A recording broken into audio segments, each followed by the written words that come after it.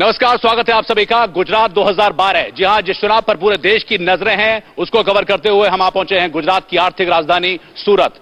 हीरा के लिए और कपड़े के लिए मशहूर इस नगर में बीजेपी का डोमिनेंस माना जाता रहा है। हालांकि डिलिमिटेशन के बाद कुछ नई सीटें आई हैं, कुछ ग्रामीण इलाके आए हैं, यहां पर कुछ परिस्थितियां बदली हैं। कुछ खास मेहमान जुड़ रहे हैं। सूरत की जनता से हम बातचीत करेंगे कि वो कितनी सही मानती है कि जो पिछला जो है उनके विधायक रहे, उनका जो बीजेपी का शासन रहा, या फिर कुछ परिवर्तन चाहती है। स्थानीय मुद्दे क्या हैं, समस्या क्या है, ये हम जानने की कोशिश करेंगे। कुछ खास मेहमान हैं, सूरत की जनता हमारे साथ है, उनसे बातचीत करेंगे। जो खास मेहमान हमारे साथ जुड़ रहे हैं उनका तारुफ आपसे करवा देना चाहते हैं। सीआर पाटिल साहब हैं, member of parliament BJP Navsari से, बहुत बहुत स्वागत आपका। उनके बगल में है दर्शनाबेन जरदोश जी, बहुत बहुत आपका भी स्वागत, ये भी मेंबर ऑफ पार्लियामेंट सांसद। उनके बगल में है नानू भाई बीजेपी एमएलए हैं, आपका भी बहुत बहुत स्वागत है। धनसुख राजपूत जी हैं, कांग्रेसी नेता हैं। उनके बगल में है धनपति भाई जैन, कांग्रेसी नेता। संजय पटवा साहब हैं, कांग्रेसी नेता है उनके बगल में। गुजरात परिवर्तन पार्टी के हरीश दावले साहब हमारे साथ हैं। बाबूभाई पठान हैं, एनसीपी के, बहुत बहुत स्वागत आपका। और धनंजय राय हैं जो कि समाजवादी पार्टी के औरसिया से उम्मीदवार भी हैं। जी हां, ये यहां पर मेहमान हैं, जनता हमारे साथ है, उनसे बातचीत करेंगे। लेकिन आगे बढ़ें, उनसे बातचीत करें। आगे आइए देखते हैं कि राजनीतिक इतिहास अभी तक का क्या रहा है सूरत का।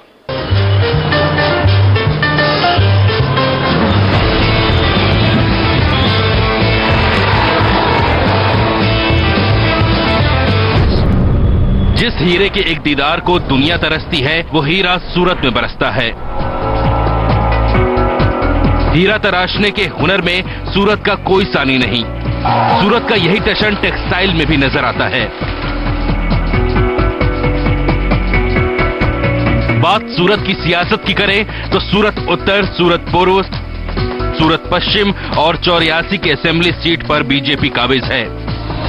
परिसीमन के बाद सूरत में 6 नई सीटें बनी हैं। लिंबायत, कटारगाम, मजूरा, उधना, कनरज और वारछा रोड में पहली बार असेंबली में चुनाव हो रहे हैं। सूरत की तरक्की की रफ्तार से शहर की सड़कें कदम ताल नहीं मिला पा रही। जाम से सूरत का आम शहरी परेशान है। सूरत को और ज्यादा फ्लाईओवर और ब्रिज की जरूरत है। दुनिया में पहली बार सूरत शहर में प्लेन रोको आंदोलन चला, फिर भी यहां के इंटरनेशनल एयरपोर्ट को एयर कनेक्टिविटी अब तक हासिल नहीं हुई है। महंगाई एक बड़ा मुद्दा है अभी के लिए, तो इस पर विचार करना राज्य सरकार का भी दायित्व है, केंद्र सरकार का भी दायित्व है। पहली तो महंगाई, इस पर कंट्रोल, और दूसरी कि एक शहर का और ज्यादा हो विकास। जहाँ पर जैसे सूरत में एयरपोर्ट नहीं है, उसकी सबसे पहली मांग है। सूरत हुनर और हौसले का शहर है। नई उम्मीद, ऊंचे अरमान, बड़े इरादों का शहर है। 5 साल तक सूरत ने अपने नुमाइंदों को गौर से सुना है, अब सुनाने की बारी आवाम की है। केशु भाई की जेपीपी पार्टी और कांग्रेस ने पुरजोश कोशिश की है कि इस बार भाजपा के इस गढ़ में सेंध लगाई जाए, लेकिन कितनी कामयाबी मिलेगी ये तो 20 दिसंबर को ही मालूम होगा। कैमरामैन धनराज बागले के साथ जय सोनी, P7 न्यूज, सूरत।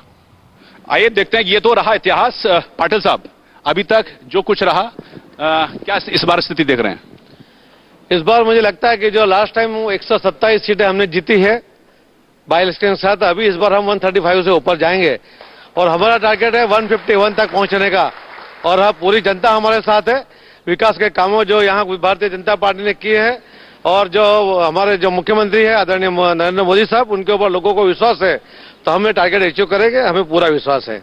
आपसे भी यही सवाल कि यहां पर ये बात कहा जा रहा है कि जिन लोगों को सीट नहीं मिलेगी, एक रोटेशन पॉलिसी नरेंद्र मोदी साहब चाहते हैं, लिहाजा कुछ लोगों में नाराजगी कि अगर मेरी सीट कटी तो फिर वो हो सकता है जीपीपी में चले जाएं, कांग्रेस का दामन सामने। असंतुष्ट लोगों की बात कही जा रही है, क्या आपको लगता है कि ये फैक्टर होगा? Bharatiya Janata party with difference है, और उसमें हमारे जैसे कॉर्पोरेशन में भी ये नो रिपीटिशन हुआ था, लेकिन हम तो कहीं गए नहीं। और विदाउट 33% लोकसभा में आज तक आप देख रहे हैं यहाँ पे कोई लेडीज है नहीं और पार्टी से, तो हमें वहां तक भेजा है लोकसभा तक, तो ये पूरा विश्वास भारतीय जनता पार्टी पर रहेगा। आपके हिसाब से गुजरात चुनाव में और खासकर आपके हिसाब से मुद्दे क्या होंगे, इस बार के मुद्दे क्या होंगे, किस चीज पर जनता आपको वोट देगी दोबारा? गुजरात में डेवलपमेंट का मुद्दा बहुत बढ़िया है और गुजरात की जनता ने गुजरात में जो पिछले 12 बरस से डेवलपमेंट हुआ है उसको स्वीकार किया है और केंद्र की जो कांग्रेस की सरकार है उसने देश को जो खड्डे में गिराया है उसका भी बहुत लोगों में रोष है। इन्होंने कुछ चंद लोगों की बात की है जो उनके गिने चुने लोग हैं। हमने जो अभी बात रखी है वो गरीबों की बात की है, हमने छोटे वर्गों की बात की है, घर की बात की है। आज तक पिछले 17 साल के अंदर हमने घर ना घर की बात की। 45 लाख लोगों ने फॉर्म भरे। आप सोचिए, वही हमारा मुद्दा रहेगा। यदि हम चाहेंगे कि जब भी हम सत्ता में आए तो जो व्यापारिक मुद्दे हैं या गरीबों के मुद्दे, सारे मुद्दों पे कांग्रेस पार्टी काम करेगी। इनकी तरह सिर्फ व्यापारियों का काम नहीं करेंगे। किसी को 33,000 करोड़ दे दिया गया है, किसी को जमीन दे दी गई है। पोर्ट की जमीन 1 रुपए में चॉकलेट नहीं आती, इन्होंने 1 रुपए मीटर जमीन दे दी गई है। ये होगा। इसके अलावा सूरत की समस्या, सूरत में आपको लगता है कि कुछ और है? व्यापारियों की, यहाँ के रोजगार की समस्या तो नहीं, लेकिन बहुत कुछ और है। पानी की समस्या, एयरपोर्ट की समस्या बताई जाती है। क्या, कैसे आपका काउंटर करेंगे?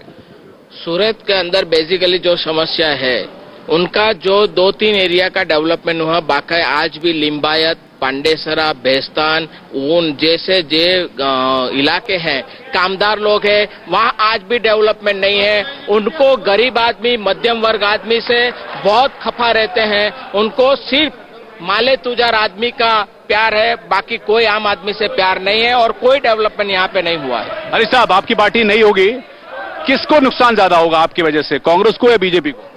हमारा कोई नुकसान नहीं है, हम लोगों का हमसे कोई नुकसान नहीं है। लेकिन हम जो कहते हैं ये विकास की बातें कर रहे हैं, ये केवल विकास की है 5 लोगों का, दानी, अदानी, अंबानी, टाटा और बिरला।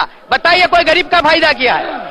ये मोदी सरकार और भाजपा ने केवल और केवल करोड़पतियों को ही लाभ किया है। आपका कांग्रेस के साथ भी है बैर या नहीं है? हमारे कांग्रेस सांपनाथ है तो ये नागनाथ है, हमसे कोई मतलब नहीं है। हम तो स्वाभिमान के लिए निकले हुए लोग हैं, हमसे कोई मतलब नहीं है। एनसीपी का स्टैंड क्या होगा? जीपीपी का फिर भी ये पटेल समाज है, केशुभाई का है। जीपीपी का स्टैंड यहाँ पर क्या है? एनसीपी के जो फाइट है अगेंस्ट द करप्शन, जो भारतीय जनता पार्टी विकास की बात करती है और करप्शन की बात करती है कि करप्शन, तो हम ये कहते हैं कि जो विकास की बात करते हैं, हाँ भारतीय जनता पार्टी ने विकास किया है, उसका सिंबल है गडकरी। करप्शन में सबसे ज्यादा कोई विकास किया तो भारतीय जनता पार्टी ने किया है, उनके प्रेसिडेंट ने किया, गडकरी ने किया है। चलिए, समाजवादी पार्टी का क्या है? मुस्लिम वोट है या क्या है? समाजवादी पार्टी मुसलमानों के लिए और गरीब जनता के लिए चुनाव लड़ रही है, क्योंकि आज टेक्सटाइल और डायमंड की जो हालत है, आप 2002 से 2012 तक देख सकते हैं किस तरह मंदी के घेरे में वो घिरी हुई है। और ये बात होगी। आइए अब यहाँ पर नारेबाजी कुछ शुरू हो गई है, पीछे कुछ लोग हैं। जी बताइए। कांग्रेस के मित्र को मेरा एक सवाल है कि ये 65 साल से देश आजाद हुआ है, मगर ये 65 साल से जो कांग्रेस की देश की दुर्दशा की है, कांग्रेस के पास कोई विजन नहीं है, कांग्रेस के पास कोई लीडर नहीं। बीजेपी के पास विजन है, के पास पॉजिटिव एटीट्यूड वाले हमारे नरेंद्र भाई है, वो विकास, चलिए विकास पुरुष हैं। जी हाँ, महिलाओं के हिसाब से, काम के हिसाब से क्या आपको लगता है कि यहाँ पर मुख्य बात, कांग्रेस और बीजेपी बड़ी बात करती है, मुख्य बात क्या लगती है आपको? मेरा ये मानना है कि मोदी जी आएंगे वो एक अलग बात है, वो आएंगे ही, जन आदेश वो कह रहा है, वो एक अलग बात है। लेकिन जो यहाँ सूरत की जो मांगे हैं वो मैं रख देना चाहती हूँ। यहाँ की जो कनेक्टिविटी हमको चाहिए, एयरपोर्ट की हमें कनेक्टिविटी चाहिए, और वो कनेक्टिविटी जब तक नहीं होगी तब तक सूरत का आर्थिक विकास नहीं हो सकता। क्या आ रही है कनेक्टिविटी? एयर कनेक्टिविटी आ गया है, दिल्ली के लिए हफ्ते में 5 फ्लाइट जा रहा है, उसको एयर कनेक्टिविटी बोलते हैं ना। आपके हिसाब से समस्या और क्या क्या है यहाँ पर? कुछ समस्या है कि नहीं है? क्या तो सब कुछ सॉल्व हो गया है, कुछ समस्या है ही नहीं। समस्या है ही नहीं। चलिए, कुछ समस्या यहाँ पर नहीं है, ये लोग अपनी बात है। कांग्रेस ने कहा कि गडकरी साहब पर करप्शन की जांच है, उसका नुकसान होगा। क्या होगा कि नहीं होगा? पहले सीजी जीजा जी उसका जवाब दीजिए, कोलसा कांड का जवाब दीजिए, उसके बाद ये बात आती है। और उन्होंने तो सबके सामने बोल दिया है कि हमारी तपास होनी चाहिए। उसका क्या है? गडकरी जी के सामने आक्षेप क्या है? उसने कोई गड़बड़ किया क्या? गडकरी साहब और उससे कैसे करेंगे? वो तो कह रहे हैं कि केंद्र सरकार पे बहुत आरोप है। गुजरात में अगर ईमानदार की सरकार है तो 8 वर्ष से लोकायुक्त क्यों अपॉइंट नहीं कर रहे हैं?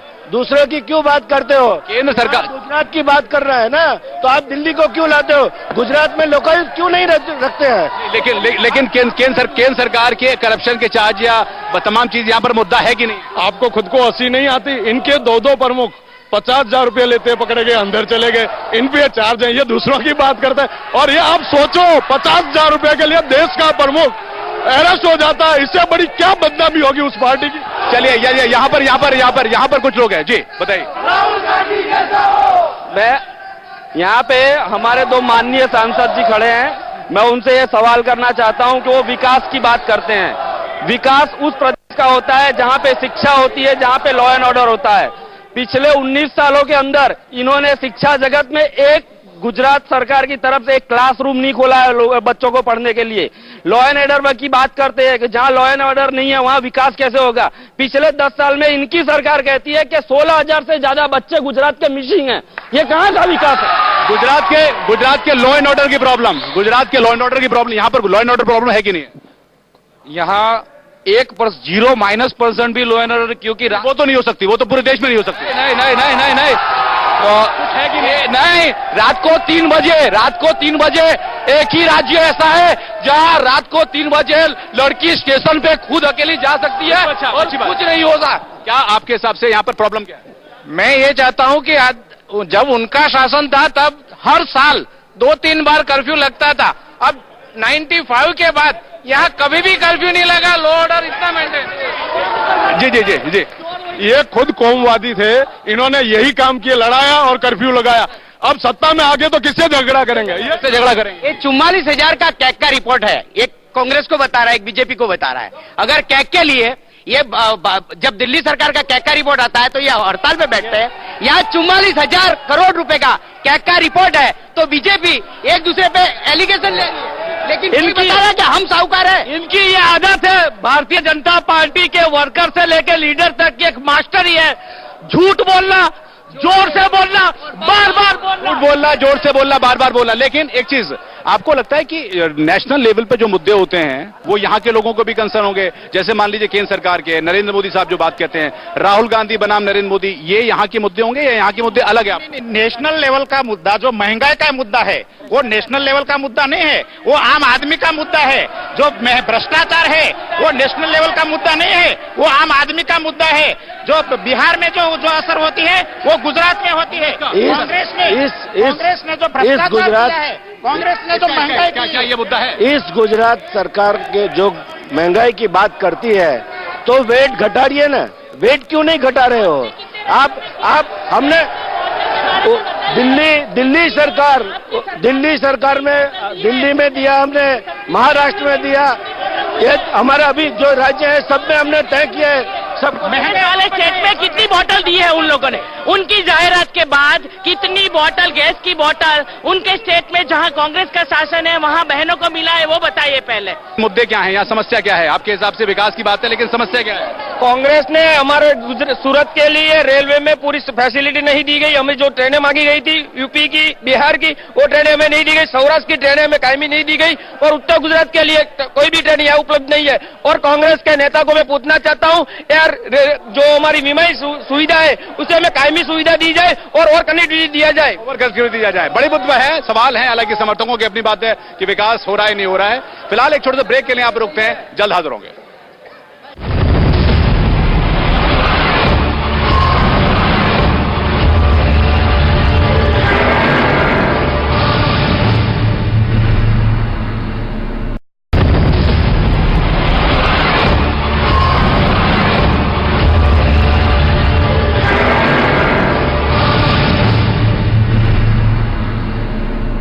ब्रेक के बाद एक बार फिर स्वागत है। हालांकि माहौल थोड़ा गर्म है, दोनों पार्टियों के समर्थक यहां पर हैं, लेकिन कुछ सवाल करना चाहते हैं। हालांकि मुझे लगता है कि वो पार्टी के लेवल पर सवाल होंगे। जी, सवाल संक्षेप में। मेरा सवाल यही है कि यहाँ पे रिलायंस है, अपने एसआर है, उसका 9,200 करोड़ रुपया ज्यादा टैक्स का बाकी वेट का।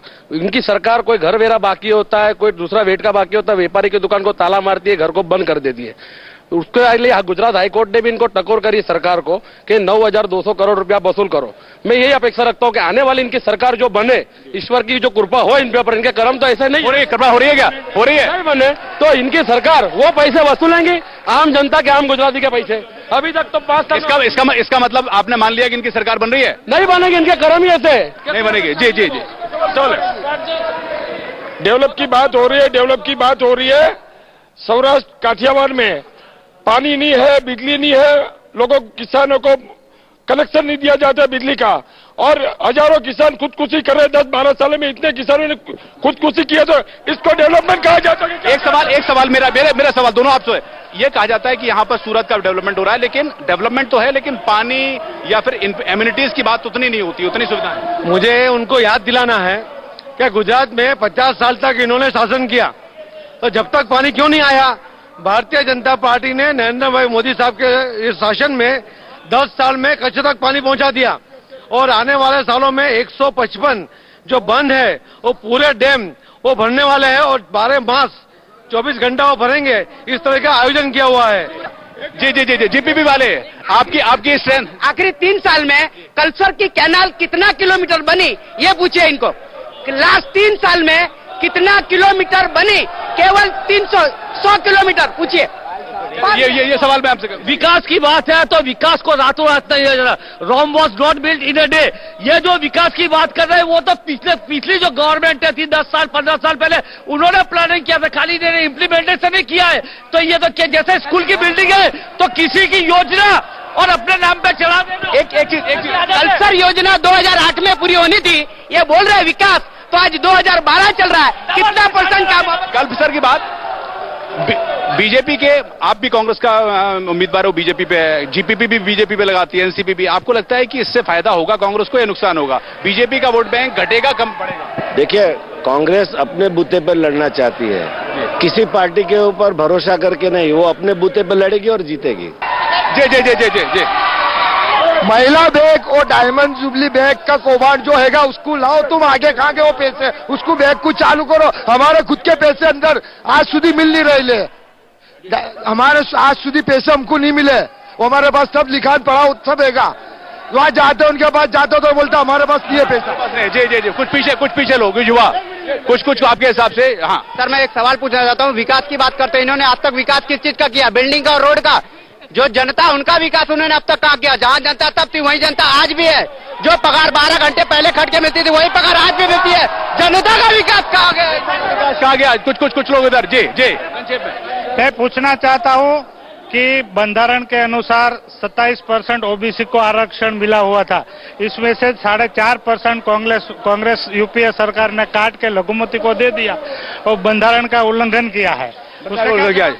आखिर में मेरा सवाल अब आपसे है, ये सवाल आरोप हो गए, चुनौतियां तो बताइए कि क्या आपके सामने चुनौतियां हैं? आप बात करते हैं कि हम 127 से ऊपर जा सकते हैं, लेकिन चुनौतियां भी होती हैं चुनाव में, वो क्या है आपके सामने? हमें तो ऐसा लगता है कि जो माहौल बना है उसके अंदर हमें ऐसी कोई बड़ी चुनौती दिखती नहीं है। कांग्रेस वेल विकेयर है, उसके नेता आपस में लड़ रहे हैं। अभी जो असलम भाई ने यहाँ बताया कि भारतीय जनता पार्टी की सरकार बन रही है, ये सब लोग मानते हैं, और इसीलिए आपके लिए भी कहते हैं कि केशुभाई पटेल आपको नुकसान करेंगे, आपको जो बीजेपी के असंतुष्ट है वो नुकसान मदद करेंगे, सब हमें मदद करेंगे। इसीलिए राहुल गांधी भी जानते हैं, इसके लिए उन्होंने 2014 के नाम से तैयारी करने के लिए वो वहां बैठ गए, वो बिहार गए, वो यूपी गए, और गुजरात में आने की उनकी हिम्मत नहीं होती है, क्योंकि वो जहां भी जाता है सीट आधी हो जाती है, इसलिए वो यहाँ आना नहीं चाहते। क्या नरेंद्र मोदी कहते हैं कि हम प्राइम मिनिस्टर की बात किया तो दिल्ली जाने की बात करते हैं, यहाँ अगर वो दिल्ली जाएंगे तो यहाँ मैंने कभी नहीं कहा मैं वहां जाऊंगा। ये हमेशा 6 करोड़ गुजरातियों की बात करते हैं, हमेशा गुजरात की बात करते हैं, और जब ये चुनाव भी गुजरात का है तो फिर से हैट्रिक के लिए हम नरेंद्र भाई की बात करेंगे। आपकी बात से सुनिए, मैंने एक नरेंद्र भाई ने कभी नहीं कहा कि मैं प्राइम मिनिस्टर बनना चाहता हूँ, पर वो प्राइम मिनिस्टर की बात, लेकिन देश की 120 करोड़ जनता चाहती है कि नरेंद्र भाई मोदी जैसा प्राइम मिनिस्टर हो। ये तो क्या बात है? राहुल खुद शंकर सिंह वाघेला ने यहाँ पर अपना वो नॉमिनेशन डिक्लेयर करना चाहते हैं। क्या आपको लगता है कि उतना बड़ा नेता यहाँ पर नहीं पैदा हो पा रहा है, या शंकर सिंह वाघेला को कांग्रेस खुद प्रोजेक्ट नहीं करती है, इसका नुकसान होता है कांग्रेस को? ऐसी बात नहीं है, कांग्रेस के लिए ये गलत बातें करते हैं, क्योंकि जो ऐसा बताना चाहता है वो नरेंद्र मोदी जी पीएम की बात करते हैं, सोनिया जी की बात करते हैं, तो गुजरात की क्यों नहीं करते? मैं ये पूछना चाहता हूँ कि गत चुनाव में उन्होंने बताया था कि हमारी सरकार चुनी जाएगी तो 100 दिनों में महंगाई हटाएगी। ये 100 दिन कब खत्म होंगे ये मैं जानना चाहता हूँ। चलिए, ये बात आरोप लगते रहे हैं, और बड़ी बात है कि आरोप अभी भी यहाँ पर है कि एक ने विकास किया है, दूसरे ने विकास नहीं किया है। जी हाँ, हमने ये जानने की कोशिश की सूरत से, हालांकि स्थानीय मुद्दे हो सकते हैं, मोदी विकास के नाम पर हैं, और कांग्रेस का है कि इस बार हम पिछली बार से अपनी सीटें बढ़ाएंगे। सूरत से फिलहाल इतना ही, आप सबका बहुत बहुत धन्यवाद। अभी हमने जानने की कोशिश करी, जनादेश में इतना ही, नमस्कार।